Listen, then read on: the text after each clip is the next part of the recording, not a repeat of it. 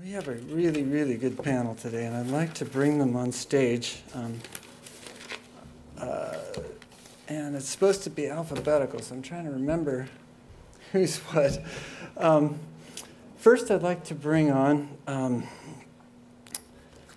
Trevor Mundell, who is the president of Global Health for Gates Foundation.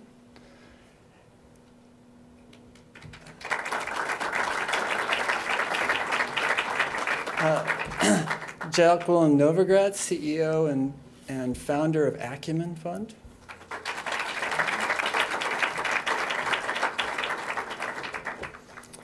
Sally Osberg, CEO of Skoll Foundation.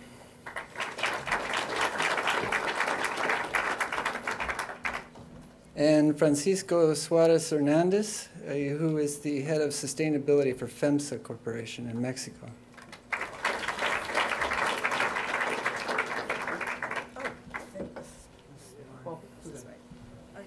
No, this one's yours. Yeah, you were right. You were right.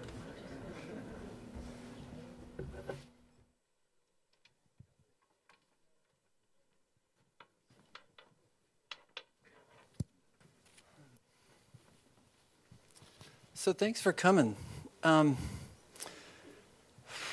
Philanthropy is at its best about making good things happen that wouldn't have happened otherwise. And if not, what's the point? And if you're in this room, you're really interested in seeing that happen at big scale. And to allow philanthropy to drive change at really big scales, we need two things. The first is we need for philanthropy to function like a market for impact. And what that means for those of us who are funders, it means that we have to demand that organizations measure their impact and report on it, but we have to give them what they need to be able to do it as well. And then we also have to make a commitment to fund on the basis of impact, because if you think about it, the commercial markets have only accomplished what they've managed to accomplish because they measure profit. We need to do the same for impact. And the other big thing we need is to understand the various routes to impact at scale and really learn how to use them and exploit them. If you think about it, there's only 5 real ways to get to big scale. One is you can start a really big organization that has a lot of obvious problems, and we probably have tried to do it too much. Another is that you can get other NGOs to implement your idea. There's a zillion NGOs. There's a lot of bandwidth there, but the incentives really aren't there for them to implement other people's ideas. So sometimes that's been a little limited. There are governments. They have the heft and the mandate to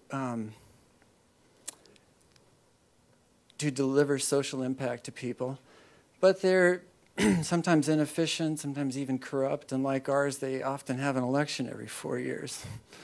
So then there's the market, which has almost infinite capacity in terms of structure and capital to deliver impact, but not every problem we need to solve has a profitable solution. And then finally, you can trigger a wave of behavior change, but that's kind of the hardest to do. And it's unpredictable, but when you pull it off, it's really cool. So what we have here today is a panel that are people on the cutting edge of looking at all these routes to scale. So we have Trevor Mundell, president of Global Health at Gates. They're looking at what happens when you bring a bunch of money and a lot of really smart people to develop solutions and look at the partnerships it takes to get them to scale.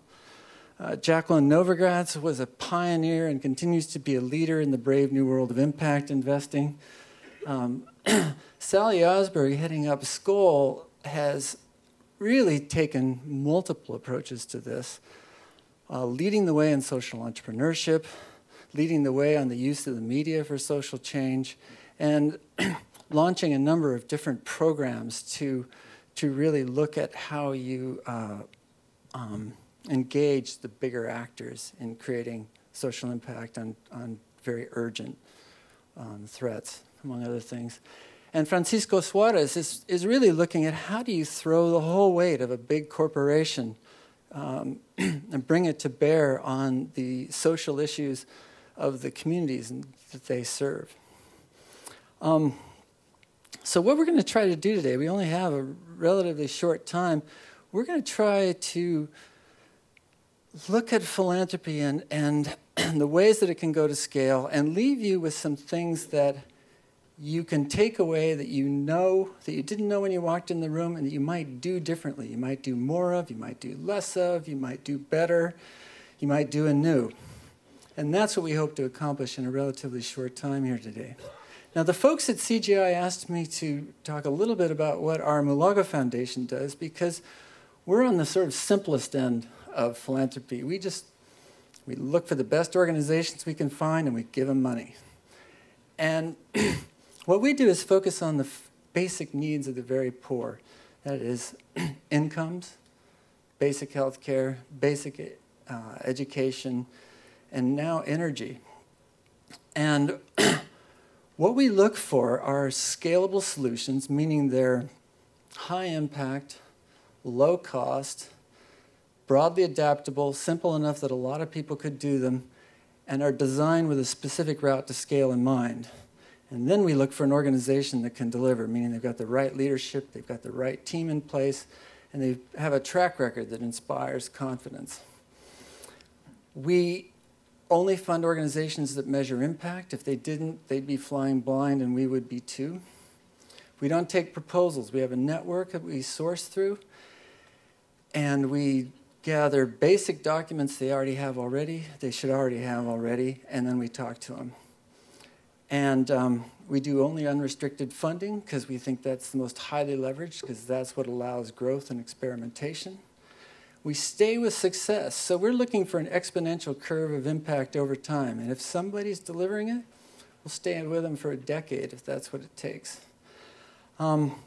We really believe that as a relatively small foundation, we need to partner with other funders. So we've actually, with a bunch of like-minded funders, we've established something we call Big Bang Philanthropy, where we share due diligence, we share leads, and we try to direct resources toward those we as a group really know can make a difference. We fund mostly startups because we're a relatively agile funder, and we know what startups need, and we like having a lot of input, but we also fund a lot of later stage organizations when they're ready to scale up impact.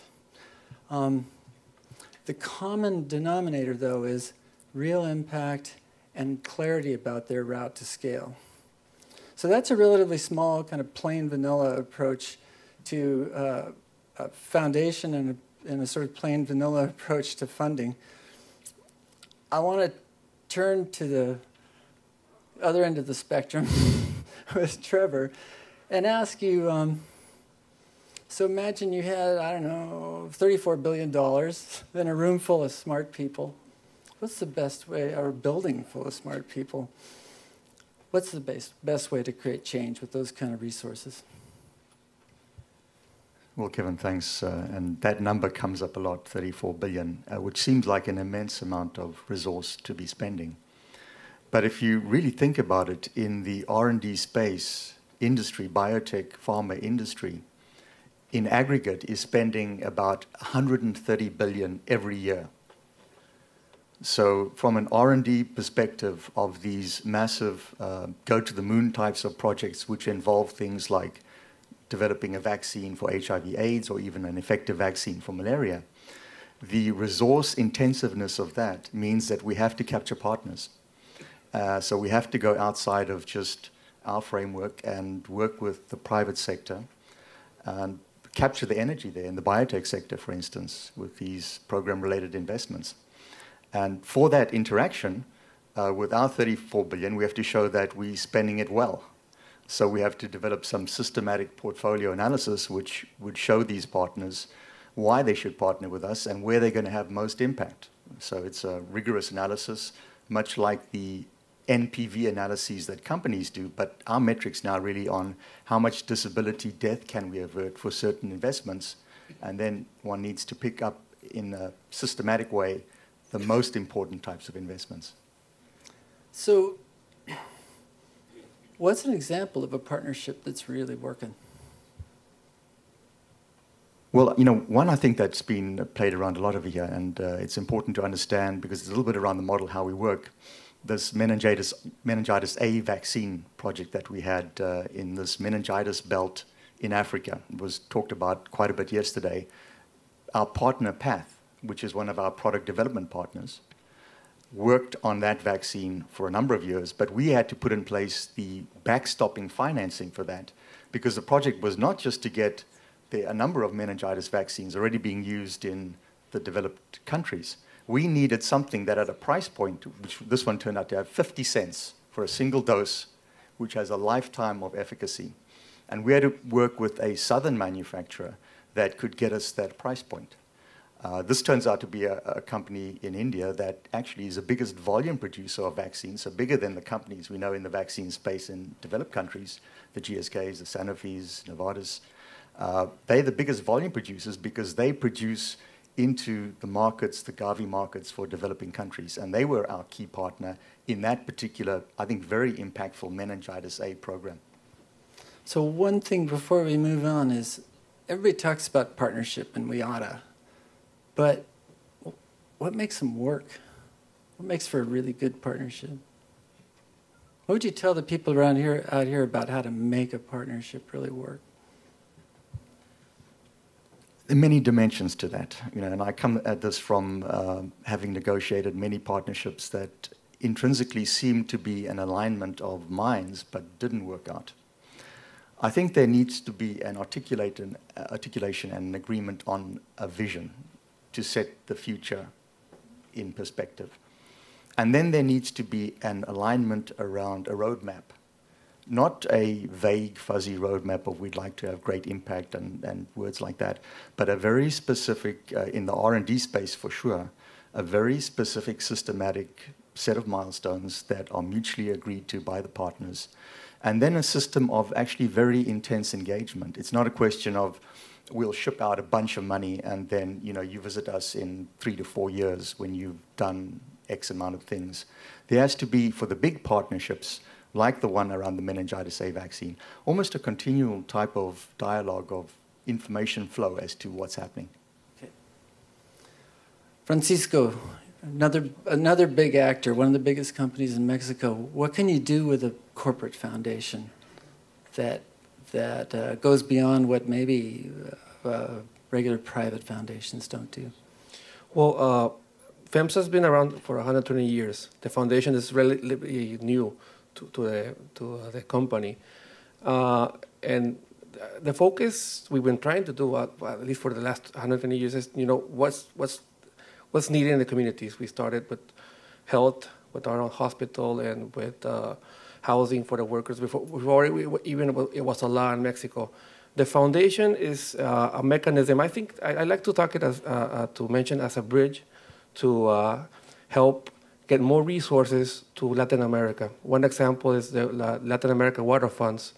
That is, you have these champions as the Nature Conservancy, IDV, Jeff, and basically you try to design. I like very much the message yesterday from President Clinton. You design exactly what you want to do. You build the alliances, and it's a way that through several investors, we're detonating more than 32 water funds in Latin America. It's going to benefit more than 50 million people. So, again, I think the main point here is, what do you want to accomplish? Design it, build a bridge, and Latin America needs different vehicles for different NGOs or. So why can a corporate foundation do that? How can a corporate foundation do that differently or better than a regular foundation?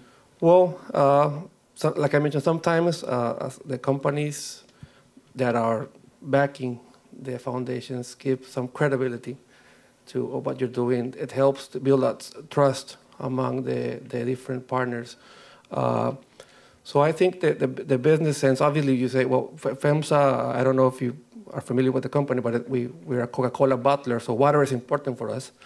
So it makes the business sense for us. But on the other hand, it's something that we try to connect with the community and the different investors and partners in the region.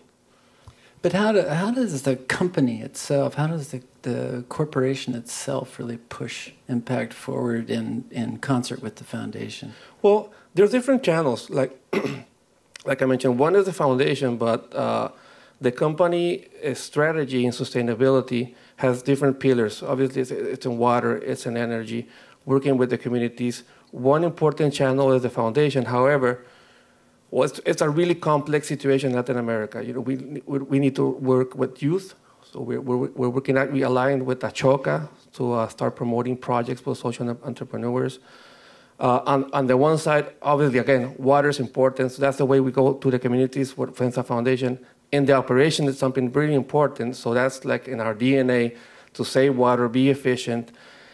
And on the other hand, another bridge is, for example, OXXO. OXXO, we have a retail store chain. It's around 10,000 stores we have in Mexico. We have this rounding off program where, it's not really accustomed to by the people to donate. So through the rounding off program, we have helped more than 1,000 philanthropic organizations in Mexico to get around $40 million through the rounding off program of our clients. So there are different pillars. The foundation is one, or programs are the other. With Tech of Monterrey, our CEO back in the 40s started Tech of Monterrey. It's now the largest private university in Latin America. It's another way. We're also working with the communities, and obviously the company donates to Tech of Monterrey, but we build together exactly what programs we want to be working with, biotechnology, working to develop other companies on the supply chain. So it's different angles we're looking at. One is obviously a very important FEMSA Foundation, but we have different pillars. Let me ask you one more thing. If you were to, what's one thing you guys have done that you'd like to see other people copy as a corporate foundation? Alliances. Again, we cannot do it alone. So I think we have to be really humble. We operate. We open 3 stores every day. We're good at doing that, but we're not the experts of building water funds. We're not the experts in entrepreneurship. We're not the experts in education. So my message will be, partner with the champions. Thanks. Sally, you guys took the lead on social entrepreneurship, a big lead, and put a lot into it. How's social entrepreneurship working out in terms of taking change to scale? Oh, Kevin.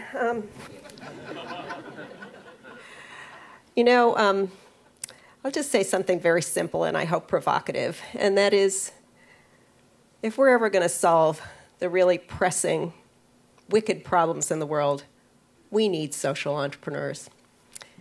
And here's why. I'm going to pick up on the Secretary's use of the letter D with her diplomacy and defense and development and then on to dignity, which I think was the biggest D of all.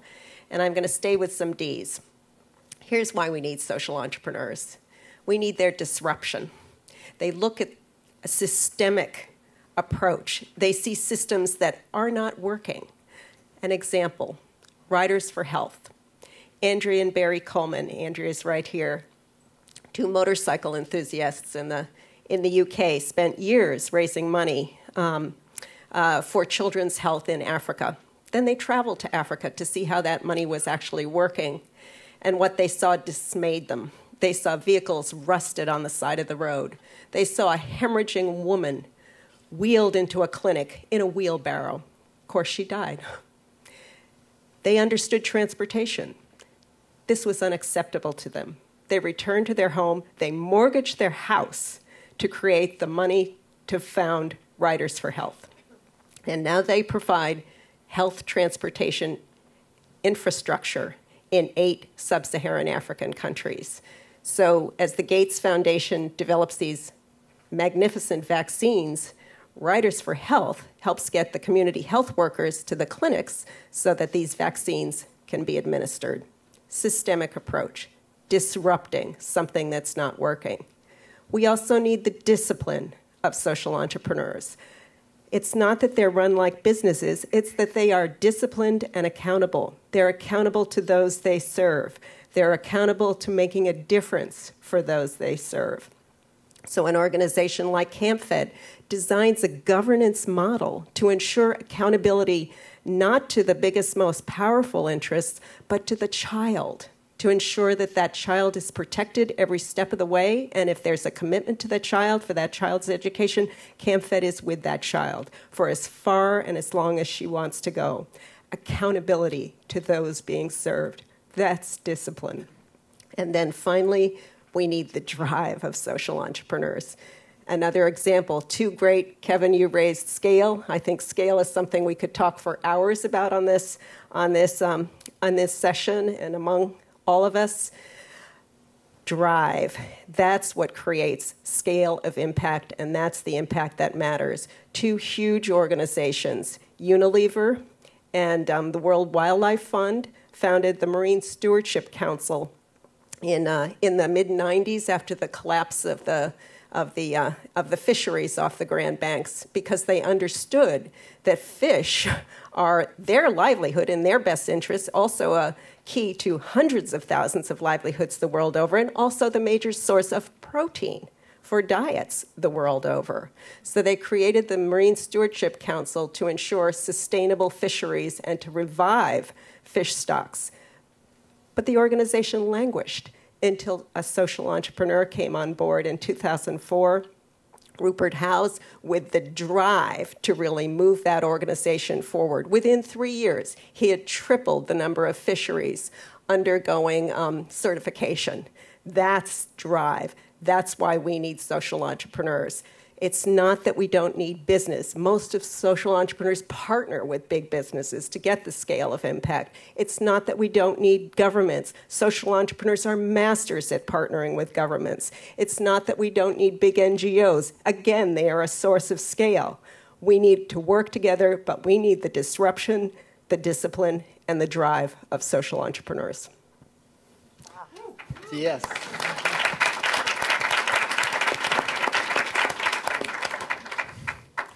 So, Jacqueline, impact investing offered a lot of people the opportunity to do a lot of good while getting their money back and maybe even making a return on that money. What's the role of philanthropy in that whole world? Thanks, Kevin and Sally. That really was spectacular in terms of where we are. And just to step back, I was... In a funny way, it's related to what Secretary Clinton was talking about today. I was so humbled listening to a Secretary of State talk about dignity and freedom, and I was thinking that, listening to all of you guys as well, that so many of the frameworks that we've counted on really come from ancient times, hundreds if not thousands of years old. And whether it's our political system, our economic systems, our religious systems, how important it is to find the essential truths in them, but also look at flexibility and where we need to change them for this world. And I think it's what the social entrepreneurs are doing. You're seeing the corporations doing it. You're certainly seeing philanthropy doing it. And this $34 billion number really stuck out for me because it's connected to the $34 billion scandal that we saw in India last week. You know, one scandal in the coal industry gone. So when you think about impact investing, philanthropy, and the role, so often people want to go to solving problems using just the market and thinking that we'll fix poverty. And yet, as Sally said, we need the social entrepreneurs to see the impossible and make it happen. In the early stages, it takes a lot of time, a lot of experimentation to do that. And the fuel for that is philanthropy. And it needs to come not just from individuals and from traditional foundations, but from the corporations as well. When we started Acumen Fund now 11 years ago, kind of alone in a field, people really were excited by the philanthropy. And what's been interesting to watch is more than 200 impact investing companies coming in, the large majority looking for financial returns and therefore looking for commercially viable companies. That is not what will find new markets where the social entrepreneurs are going. I want to give one example, would be Water Health International. In 2004, when we were looking to invest in water for the poor in rural areas, we couldn't find a single for-profit company that was doing it. When Water Health came onto the scene, looking for ways, the elite said it was unethical to sell water to the poor. The government said, well, we're going to give it free. The poor said, water comes from God. Why should we buy it? Gates gave us a lot of philanthropic money so that we could experiment, and so could Water Health. That led to, over time, a for-profit company emerging. But about 6 years ago, Dow Chemical came in, and we've been learning how to partner with them, as has Water Health. Today, 300,000 people get water as customers, but 4 million people now have access to safe drinking water in India, with lots of copycat companies coming on. Now there's a new role for philanthropy in that Coke and Diageo have come in, because one of the things that this entrepreneur, the social entrepreneur, learned was that you could get water using a UV filtration method to villages with 800 households, but not less, in a way that was financially sustainable. So these corporates came in with more grant money to a for-profit company to take it to West Africa to show that you could make this work, but there was some subsidy required, whether it was at the plant level or the individual level. And my dream is that over time, we are going to have models to show the governments of Ghana and Nigeria and Liberia that if you take care of X% of the capital required, the people themselves will pay for this water, as we're seeing happening in India. And that is where freedom and dignity really come in. But it takes a mix of early stage philanthropy backing investing funds that can then lead to more financially sustainable companies, new kinds of partnerships. The last thing I'll say is that really excited at CGI, because something that hasn't come up yet is trust. When we look for partnerships and we look for change and we look for the kind of philanthropy that's needed, whether it's with Gates, the work that Skoll does, it's 10 years long. It's 20 years long. It's not over time. So when we worked with Skoll on developing a metric system, we're still doing it together. After the 5 years with Dow at Water Health, this year we decided to create a real 5-year partnership whereby the corporation is not just supporting the work financially, but is really opening themselves up to provide technical assistance, to use its expertise, where it may be secondments, it may be simple technical transfers to these many companies that Acumen Fund works with, again, mostly for profit, but that need this kind of support to experiment and to find solutions, to do better measures. And it's these kinds of long-term, trust-based, experienced and technical-based partnerships that are as important as the money. The money is important too, but we need stakeholder models, and I think that's what we're starting to see, and it's exciting. You know, one big change for me, one thing I really came around on was I used to think it was kind of distasteful to put philanthropy into something that was supposed to make money eventually for somebody else. And I've come around 180 degrees on that. If something has real social impact and it could go big via the market, then putting philanthropy in to get it to the point where it's market ready is a home run. If I could just, I don't think when we started Acumen that I quite understood the kind of scale you could get with social entrepreneurs. When we invested in D-Light, now a $9 solar torch, it was at the prototype stage. By the end of this year, 10 million people will have light sustainably by purchasing these D-Lights. When we invested, when Shafi Mathur came to us with an idea for an ethical, efficient, technically competent ambulance service for India, I thought, why are we even thinking about ambulances? And we're in a city of 17 million people. You have 9 ambulances. That was 6 years ago, and today they have almost 1,100 ambulances, served 1 million people. They're the largest ambulance company in Asia and are on their way to being the largest in the world. That wouldn't have happened if they were just a nonprofit. The combination of a for-profit model that can partner with government and partner with philanthropists is what allows that kind of scale. And we're now seeing that in healthcare, in water, in agriculture, in alternative energy in a big way, in ways that I just didn't really imagine when I first started doing this. Kevin, I wonder, just something that Sally said along these lines just triggered a thought to me, a question. Could I ask her? Of course. Yeah. Sally, you mentioned this group Riders for Health, and you were explaining to me beforehand about the group. It sounds like a fantastic effort. What they're taking on, you mentioned over there, is trying to actually improve the delivery systems to healthcare clinics. But that sounds to me like building roads, getting vehicles, massive infrastructure investment, which sustainably, if you leave that just to the NGO type of community, directly to invest in seems like a difficult enterprise. So what actually is strategic about that? Is it more around what Jacqueline is talking about here, turning it over to private sector? It's a really good question. One of the things Riders does, to your point about infrastructure investment on a massive scale, which is building roads, and we know that the highway infrastructure or the road infrastructure in sub-Saharan Africa is modest at best. It's growing, it's developing thanks to direct investment. But Riders also deploys appropriate vehicles for appropriate terrain.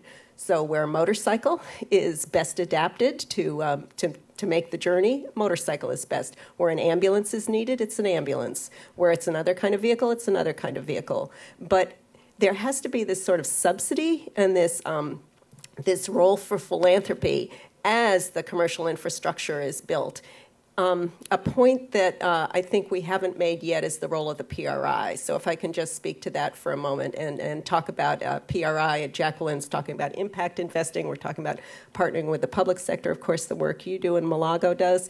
But with the PRI, we were able to put a guarantee in the Guarantee Trust Bank in the Gambia to give Riders the capital or the financing capacity to buy a fleet of vehicles, which then it could lease to the Ministry of the Gambia, thereby providing this transportation, this health transportation infrastructure for the entire country. Now, this is a small country, 2.5 million people, but still, this is the first sub-Saharan African country to have 100% transportation coverage for its community health infrastructure. That's phenomenal. Is this a stopgap measure? I don't like to think of it like that. I like to think of it as this subsidy on the way to what the Secretary talked about, country ownership, the country taking control, and financial responsibility for its health infrastructure. But it's an essential piece on this journey to self-sufficiency. So Sally, that's fantastic. In the Gambia, for instance, though, what is the sustainability model for that, beyond when these vehicles all break down in the first fleet that's purchased? Well, first of all, they don't break down. It's 100% uprate. And when they say that, they mean it, and they deliver on that. So that's the metric that they use to ensure their accountability. But in terms of the financing, it's development money. It's development money to the ministry that the ministry can then use to contract riders. But it's an effective feedback loop there. And with the PRI, you're creating the transparency and the financial accountability all the way through, and that ultimately strengthens the transparency and the accountability at the country level to ensure that foreign direct investment can flow eventually to replace aid. I'm going to ask you all for a quick answer on one last thing, which is, how do you know if what you're doing is working? So and we're going to keep it short because we have to, and because that's often the best way to get at that answer. So with these big initiatives, how do you figure out if they're working? Kevin, I would say with the systems we have in place now for surveillance in the world, the cycle would take us 10 years to know exactly if these things are working, because that's the frequency of the putting out of the global burden of disease, where we can measure, even now in the latest version, it'll be at a sub-national level, whether we're impacting diarrheal disease, pneumonia with our interventions. So we have to have something better than that. And in the next iteration of this, which we hope to start in January next year, we want to have that updated monthly so that in a 12-year cycle, we know that meningitis, once we've introduced a fantastic vaccine, within 1 year we can see the numbers decline. And we're also a little bit sophisticated about that because we know that just general development is going to improve many of these conditions by itself. So we have to have modeling which takes out these cofactors of development, people having improved hygiene, water, access to sanitation, to know that our particular interventions are impacting the diseases that we're targeting. So good modeling going ahead a lot of the time. Jacqueline, for social investments. For social investment, you're going where governments have failed and markets are broken. And so for us, it's twofold. We look at the impact that is made on people's lives in terms of, are they getting access to things they didn't get access to before? Are you seeing growth? And then we look at financial sustainability. Are we getting our money back, and are they becoming profitable so that they can grow long term? We don't need the impact investors to be profitable. We need the companies that we are building to move toward real sustainability so that they have a real chance of creating the kind of change at scale that the world needs to see. Great. For me, it's about stories and powerful, compelling stories, and about the evidence on the ground that something is working. So we put those together at the Skoll Foundation. We call ourselves credible champions. So if you go onto our website, you will see the data for the social entrepreneurs that they're using to track their accountability and their success at implementing these innovations that are having really meaningful impact at the level of the issue in countries and in contexts where those innovations are so sorely needed. But it's also powerful stories. As Kevin said, we do a lot of work with media, and we need to get better at really telling those stories so people's hearts as well as their minds are engaged. Philanthropy is really a heart and mind game, and we have a responsibility, I think, to speak to both in this work. And Francisco, especially with your alliances, how do you figure it out? Well, on one hand, obviously we have an important investment in measuring the impact. And it's sometimes complicated is to get the matrix, the measurement. Actually, it's complex. Again, we have several programs, and the measurement is something that we're investing, understanding better, and again, seeing what the champions in education, Pavan, we were with Pavan there this weekend in Teca Monterrey, looking for that. And I totally agree with good stories. Actually, there's one program we have in Colombia, is Bank of Time. It's where we help the ex-guerrillas or the ex-combatants to reintegrate to society. Actually, Secretary Clinton was there a couple of years ago. And we need the stories. We need to tell the story that this can be done. That, for example, the story of the person who used to be the tailor for the uniforms of the ex-guerrilla is now our supplier for uniforms in the Coca-Cola plants. And if you ask us about measurement, how many projects? There are not that many. We need more. We need to document the good stories. We need to replicate this and take it to other countries. So I think it's a mix of investing in measurement and telling the good stories. Thank you. Thank you very much. This is we're really lucky to have this panel together here, and you can see how this group has really addressed all these major routes to scale, and the big lesson, the big message that comes across is nobody goes it alone. And alliances and partnerships, they're not easy at all. They're usually they're often asymmetric. They often take a lot of ongoing maintenance. They often can be discouraging. They often they're often way more like herding cats than leading the crowd. But if you look, even Gates has to find partners. Even somebody as big and who we think of as actually moving the whole sector needs to find partners to move it through. Sally, the social entrepreneurs, we tend to we're neck deep in the social entrepreneur world too, and we love them better than any other kind of people. But we tend to make them the sole heroes when in fact they're all going to have to go to scale via somebody else. They all need to, in the end, engage partnerships with other organizations, or they need to engage governments and finally hand over, like Riders in Health does, the whole program to the government. They need to finally make their solutions grow via the market. No organization can grow big enough. No social entrepreneur can take it all the way to really big impact at scale. Even a big corporation like FEMSA, one of the biggest corporations in Mexico, has to work through alliances to really make this work. And one of the plugs I would like to really put forward and leave you all with is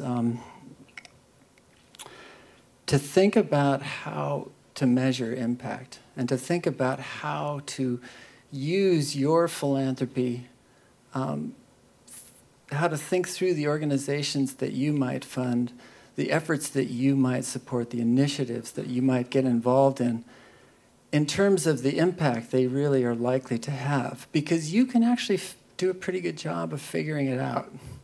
And if you really commit to it, you don't need professionals all the time to make sense of the process of thinking through impact and to decide for yourself to use your own judgment about whether something is really going to have impact. So here's what we kind of learned from this panel, is that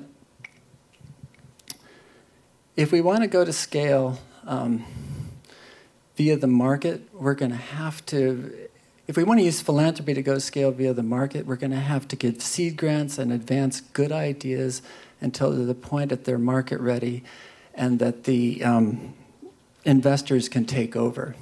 And even then, we have to focus on creating clusters of investments and clusters of industries so that it's not just a business here, a business there, a business in disparate geographies.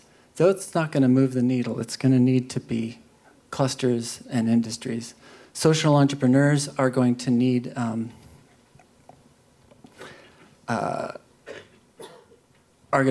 understand the various routes that they take to impact, and they're going to have to work together, and we're going to have to support them with the kind of funding that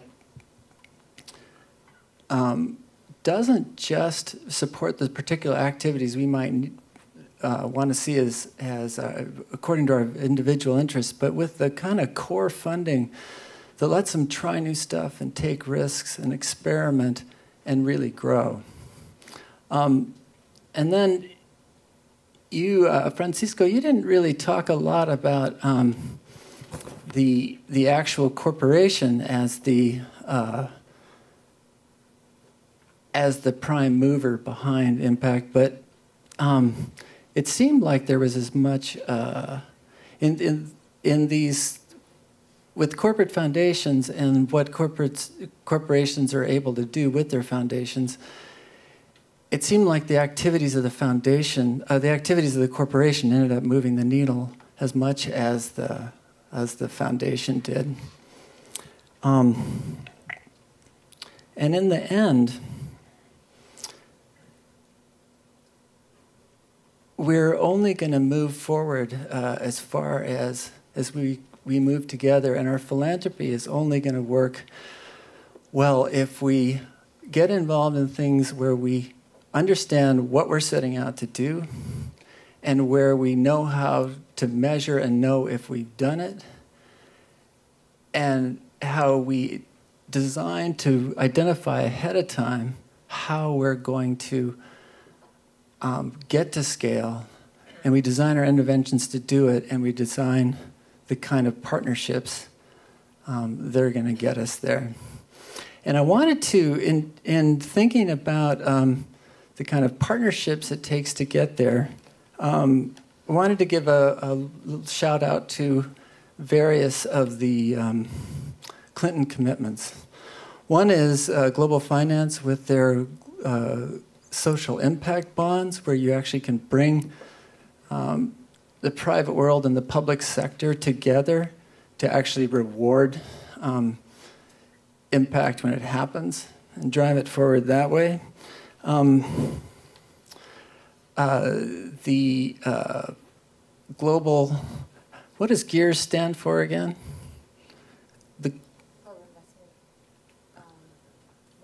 global investment rating system. Yes, which has the potential to make a huge difference in impact investing, to allow people to really think through what social impact their impact investments are going to have.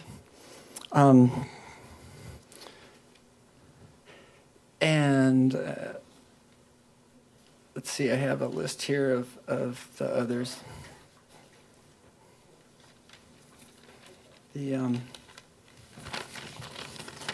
Sorry about that.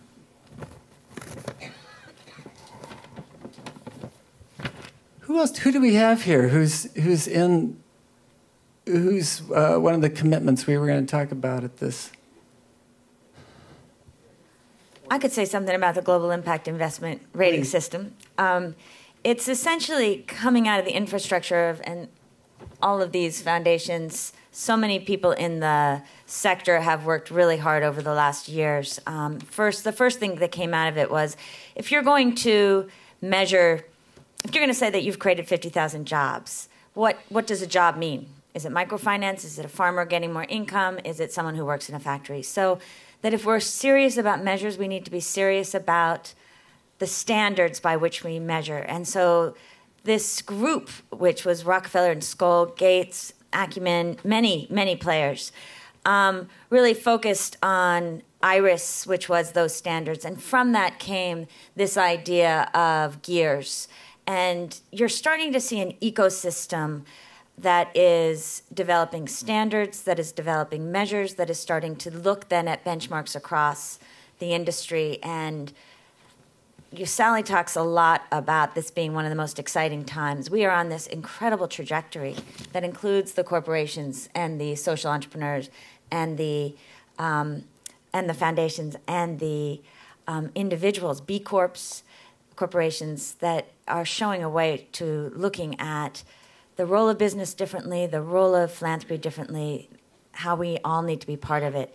And GEARS is, if you will, if you could think of the scaffolding that is starting to allow for more creativity and flexibility by providing those measures so that we can actually have a conversation and not rely only on stories, but combine those stories with real impact.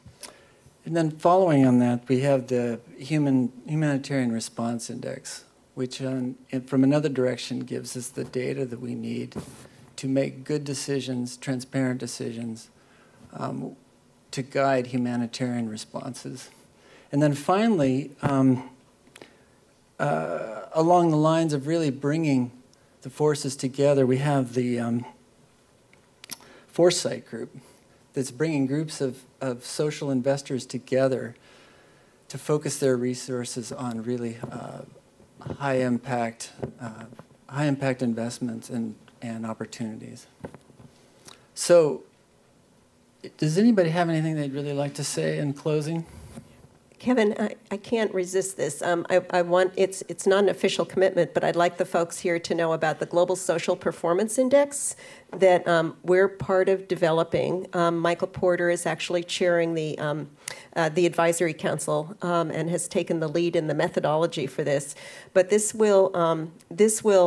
is 67 indicators across 3 basic areas, going from sort of fundamentals of human life and dignity to social investment, things like access to information and access to higher education, to opportunity. And so opportunity is economic opportunity, it's financial opportunity, it's the whole complex of advancement in a society. We're going to be launching this actually next March. And this is, I think of it as a foil. So we're measuring things like forest cover, things like access to piped water, things that you can measure. There's a lot that can be measured in this world. And if we want to know whether we're making a difference at the level of the issue in the countries and in the context where these issues matter to people and to their lives, we need this information in a readily accessible, transparent way. And so that's been our motivation for working on this. And we hope this will be a really powerful tool for us all.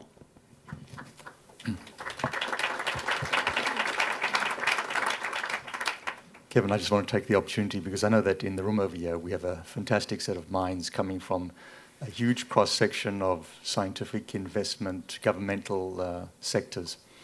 And one thing I would say to people is that the problems that we are facing, not just in the R&D scientific front, but in how we actually get these interventions to people, how we finance them, are not common problems. So I'm interested in the good new ideas that people have here. You can be assured that if we're not doing something in some area, it may well be because we've explored the standard possible solutions and decided that they were not adequate to the challenge. So if you have some new angle, some new fresh idea of something in the science, the delivery, or the financing area, then we're interested in hearing it. Thank you to this. Oh, go ahead, Yes, Francisco. just one more comment. We're actually learning a lot. Social entrepreneurs, we're doubling the number of projects next year. We want to work with Ashoka. Our promise is youth with value. I'm just trying to be very open and frank here that we're understanding the ecosystem. We're mapping in Mexico. FEMSA, where can we add value? At the beginning, with the seed, with Ashoka, there's pre-incubation, incubation, how do we connect these social entrepreneurs or just entrepreneurs to our chain? So I just wanted to leave this message that for us it's a journey, and we're learning, and we're trying to look for more champions or more partners in the region. We're all in this journey together, and this panel represents the people who are really pushing the envelope in terms of thinking about the various routes to scale. I hope you've gotten some new ideas, and I hope you've gotten some, perhaps come up with some, or heard about some, or been inspired to think about some new ways to go about philanthropy. And I hope this is the beginning of a whole set of conversations that are going to reverberate beyond CGI here. Thank you so very much.